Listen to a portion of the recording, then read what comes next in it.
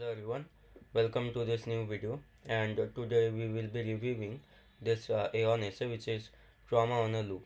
I was the victim of carjacking. The trauma from that experience was unendurable. Then I discovered eye movement therapy, the author of which is Madison McLaughlin. I wore leggings that Tuesday. I never wore leggings to work. But that winter, 3 years ago, the New Orleans heat was in hibernation. Okay, so that was quite cold.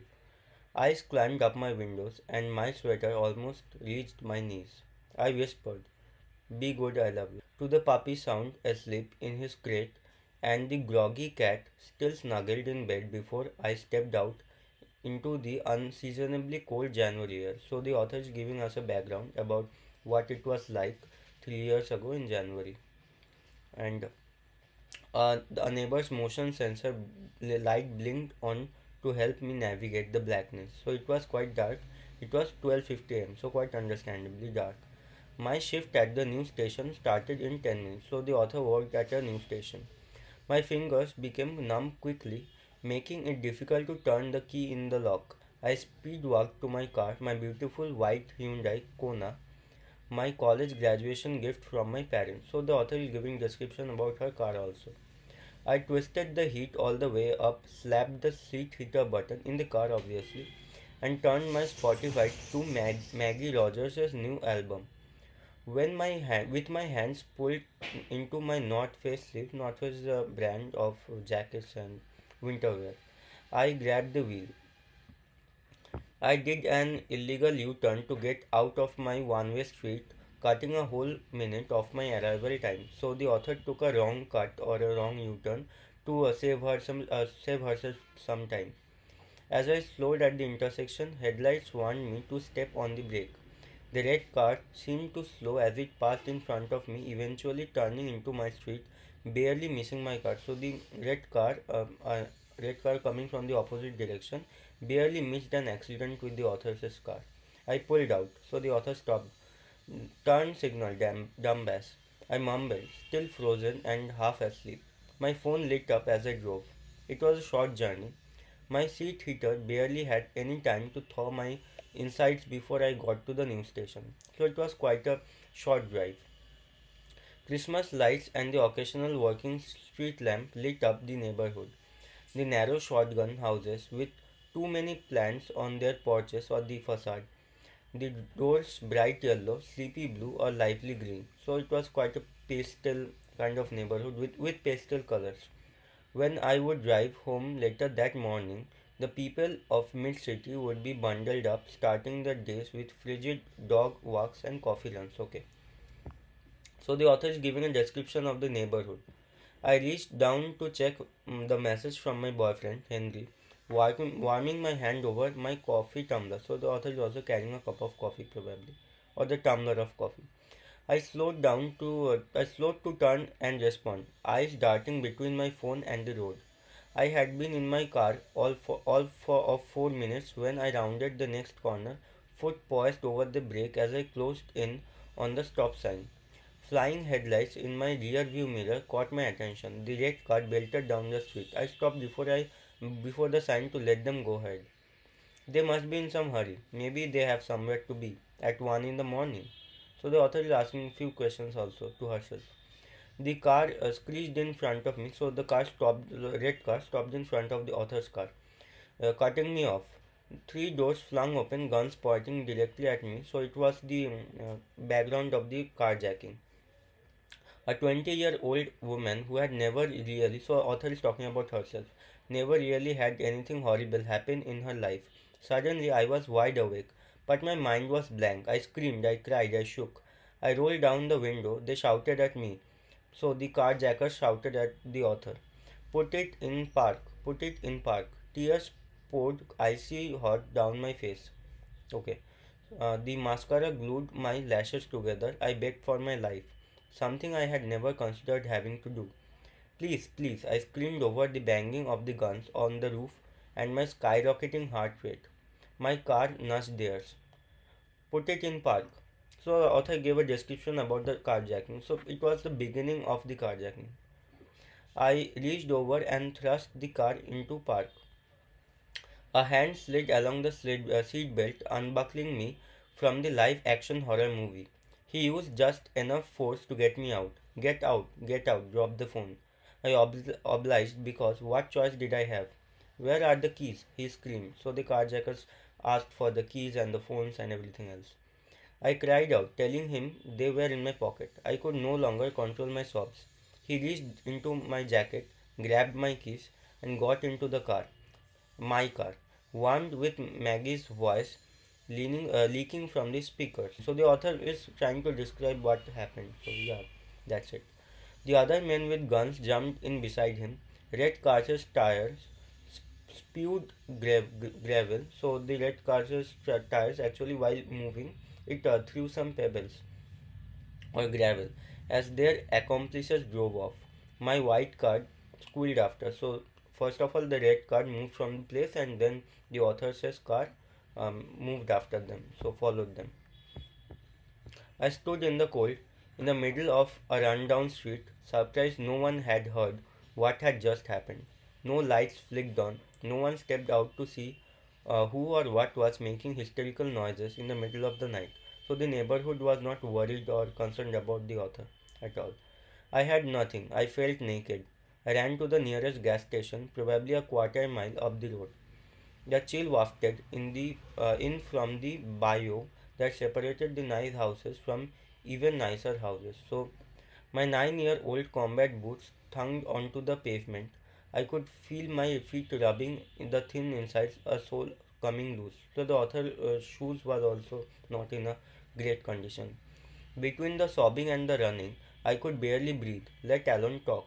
Once I stepped into the artificial light, I was just carjacked. Could I please use your phone? The author is asking for help from someone. The cashier looked scared, so the author asked help from the cashier of the gas station. The cashier looked scared, taking in my having chest, okay, mascara, tears, and red nose. I used the gas station phone to call 911. The operator pressed me for the street corner, or they asked her for the street corner where it had happened.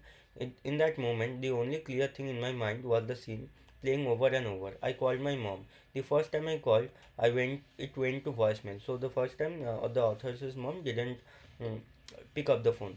It was 2 a.m. her time. Fresh tears fought to escape. Though my cheeks weren't dry yet, I dialed again.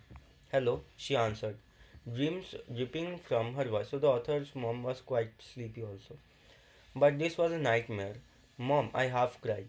The relief ripped me open.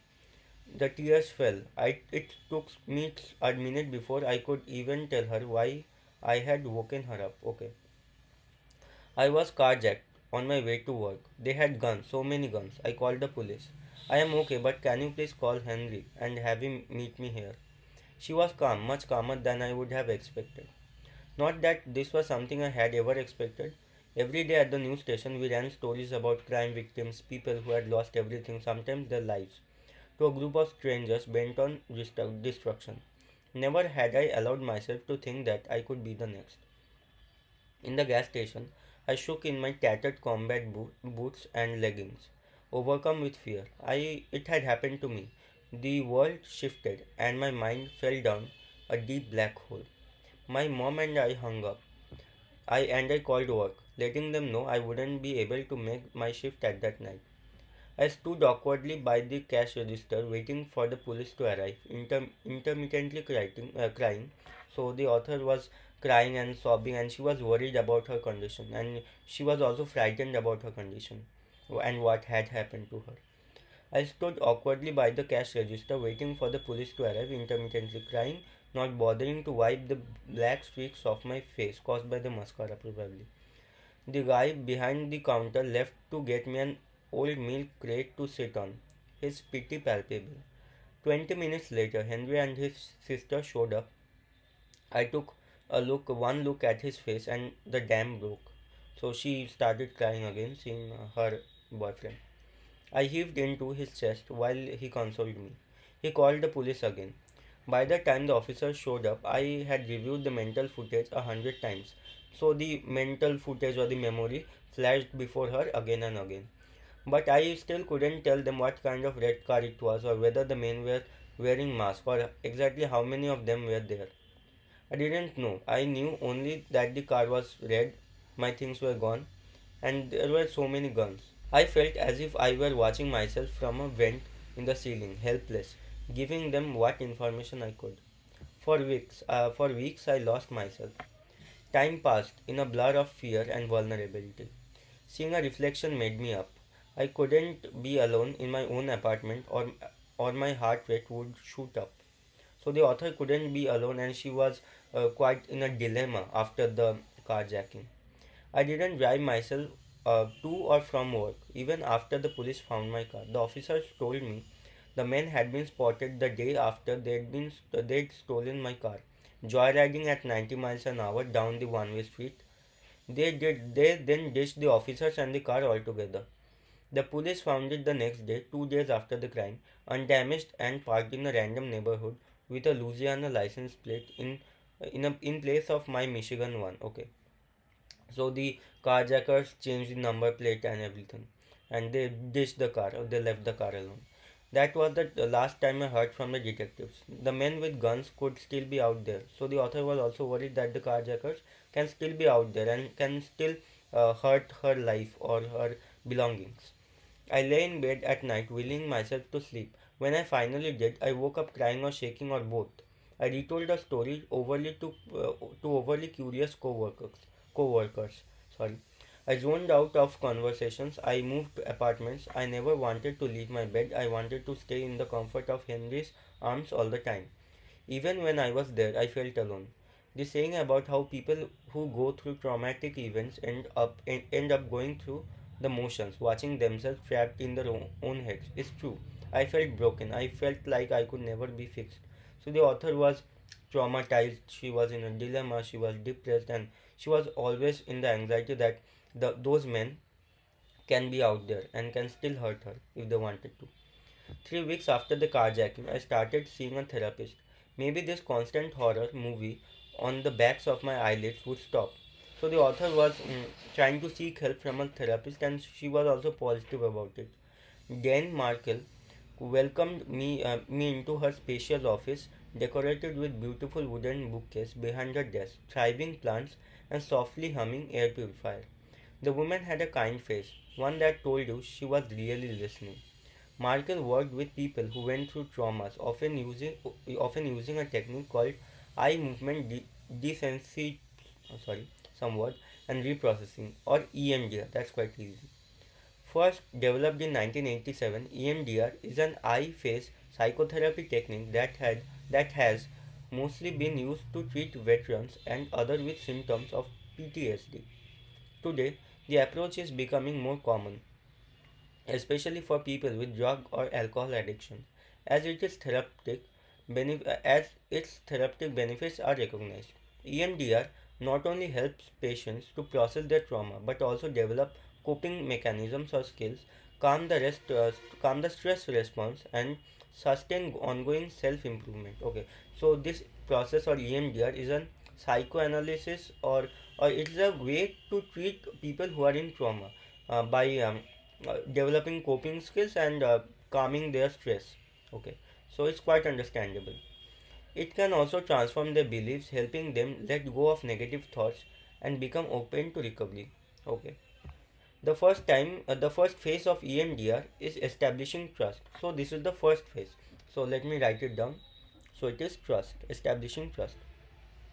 If the patient doesn't trust or work well with the therapist, they might hold back during the process. Okay, not allowing themselves to fully heal. So the first process is establishing a trust between the client and the therapist. Marcus' comfortable leather couch molded itself to me, so the couch was quite comfortable. Even as I sat on the edge, her soft voice matched her gentle demeanor, and she apologized for what had happened to me, struggling to find the words herself. She didn't pretend to understand what I was going through or rush me. Her eyes seemed to smile as she shared bits of herself with me. She made me laugh with a story about how she had worn two different shoes to the work the day before, a cheetah print flat and a black ballerina slipper. So the therapist in this first stage tried to become friend with the client or the author right now. It was easy to let my guard down. Well, easy for someone who had just lost all their faith in humanity and badly wanted to reverse back into what life was like before the incident. So the author tried to become easy with the therapist, and easy was a very hard thing or a difficult thing for her, because what had happened to her. So yeah, Markel assured me that what I was feeling was more than normal and it was okay to be afraid. So it was quite normal to be afraid, depending or regarding what happened to the author. But she also promised a light at the end of the tunnel. So she also assured to the author that there was some hope at the end. In that same first visit, we entered the second phase of the treatment, preparation. So the second phase is preparation. Markel handed me a thick stack of positive mantras to repeat to myself when I got overwhelmed. I was supposed to pick one and say it slowly 3 times as I breathed in and out, even though I chose a saying, I'm okay, I'm safe, in the weeks before our second meeting, so it all happened in the first meeting itself. The anxiety would usually be so consuming, the mantra did little to help. So the mantra did not help at all, the author. My therapist also explained what we would be doing and why it should help me recover. So the therapist tried some techniques on the author, but it did not help. Especially the mantras. She would guide me through all the steps, but it would be up to me to open up fully to the treatment. Okay. So the therapist also wanted the author to open up to the treatment, to be very considerate to the technique she is using on her. We can stop at any time, she said. I placed my trust in her. In our next session, we jumped right into the third phase, which is assessment. So the third phase is assessment. Markel had me hold a Therratapper, two green rubber handles, one in each hand, that vibrated back and forth and connected to a small machine where I could choose the frequency and strength of the vibrations. Okay. Even though the EM in EMDR stands for eye movement, the tapper's alternating calming vibrations or tones in one's hands, feet, or ears have the same effect. So the Therratapper is a device used by the therapist, which is used as an alternative to the EM in EMDR, which is the eye movement thing. They are supposed to decrease the negative emotion associated with the traumatic event. My clammy right hand would feel the quiet buzz, then the left. Okay, so the right hand, then the left one. I sank into the rhythm. According to the EMDR International Association, the Therapeutic rhythm connect with the biological mechanism involved with the rapid eye movement, which is the REM, which helps those undergoing EMDR begin to process, digest, and store the memory in the trauma. Basically, the rhythms help to speed up the healing process by mimicking the REM, which changes the neural network that haven't adapted to the trauma. So the therapist actually aids the process of some brain cells to know that the incident had happened without realizing it as a shock. The stimulation facilitates communication across the brain to help make sense of traumatic memories. I was not in a trance or a zone, but rather recognizing the incident as if were a bystander taking myself out of the picture. So the therapist also wanted the author to take herself out of the picture as if it had not happened to her. Okay. So, out of the picture and replacing the fear with the appreciation for the event as it was a thoughtless crime against an undeserving victim. So, the therapist also wanted her to take a note of it that it did not happen to her as if it did not happen to her and it happened to a undeserving victim. Yeah. For 2 minutes, Markel had me close my eyes, grip the tappers, and envision one part of the carjacking. It was not hard, as the scene played vividly through my mind every time I thought I was slipping into normalcy. The worst wake up call. I watched myself succumb to the terror, become a victim over and over again. My therapist had me focus on a negative thought that I associated with the part of the memory. I am weak, I am pathetic, I am helpless, etc. I counted the taps until it was over. Then came the difficult part. Once the 2 minutes were up, Merkel had me rate how disturbing the negative thoughts felt on the subjective units of disturbance scale of 0 to 10, with 10 being the most disturbing. So the therapist wanted her to rate her feelings, her negative feelings, on a scale of 0 to 10. Okay. That fear or negative thought, according to the EMDR International Association, is locked in the nervous system after a traumatic event, which prevents the brain from processing it in a way that allows the victim to live without fear. My eyes focused on plant, the spider plant sitting next to Merkel, who was listening attentively. After I answered a solid 9 on the subjective units of disturbance scale, she asked me to describe what I saw, how it made me feel, why I felt that way, that I did, and where I felt and in my body. Okay. So the therapist also wanted the author to tell her what she thought about her feelings, explain them to the therapist. A bomb went off periodically, melting my insides, forcing my heart to race, my hands to clench, my chest to tighten. That's where I held the trauma. It felt like I had to physically pull myself out of that moment, away from the armed men jumping out of the car, from the guns pointed at me. I cleared my throat to avoid croaking out a sob. I did nothing to stop it, so the author became emotional. I said during one of our first sessions, but then, what would I have done? I don't own a weapon. Even if I did, I was drastically outnumbered. But I did not fight them off. I allowed myself to become a victim. So the author did not feel good about the fact that she let herself become a victim, but she had no choice. In the fourth phase, desensi- desensitization. Okay, it was quite a difficult word to pronounce. It was time to identify the negative emotions that had attached themselves to the crime. So the fourth phase is desensit something. I breathed in, closed my eyes, yearned for the therapeutic to work its magic, still playing tag with vibrations. Terror, vulnerability, weakness, frustration, etc. I word vomited up everything that I had been feeling about that night. Surprised not to see a puke color stain on the carpet. The second time I immersed myself into the rhythms, Merkel had me detach my mind from the shaken version of myself, struggling to put the car in the park. Instead, watch from above like a soul had left my body. Like the soul had left my body. Okay, so first of all, this process, desensitization, actually, this process includes describing every emotion attached with the event. And then the author also described or vomited up every word that came up in her mind. And then Markel or the therapist wanted the author to see it from above as if her soul left her body and she was just visualizing it rather than experiencing it. Then she listened to how I broke down the scene, how I felt, and turned around my phrases so that I could see that this carjacking was not my fault. She spoke to me in a way that told me I would survive this and come back stronger. So the therapist also warned her about the fact that she had nothing to do, means she had nothing to fight with, especially. And then she also assured that the author would come back stronger or become strong after this event, and she would recover.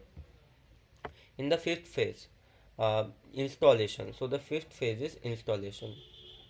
Merkel asked me to identify a positive belief about myself during the moment I had pictured. I don't remember exactly what my belief was in that first session. Mostly, I was concentrating on sharing as much I could because I just wanted to get better. It was probably along the lines of I did the right thing because the positive belief is supposed to reflect a more appropriate thought on what happened. For 2 more silent minutes, I focused both on the vibrations and seeing myself do the right thing when I was attacked. So, in this phase, the therapist wanted to point out the positive things about the event which happened with her, or the bad event or the carjacking which happened with her.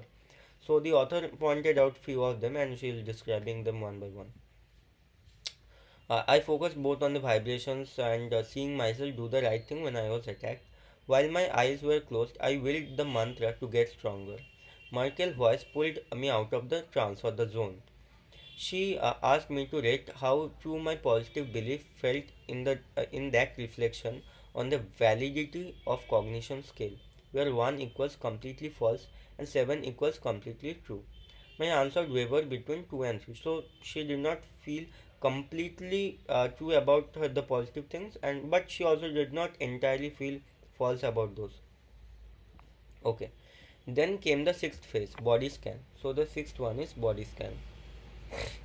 I identified the manifestation of terror in my body as well as the emotions that bubbled up.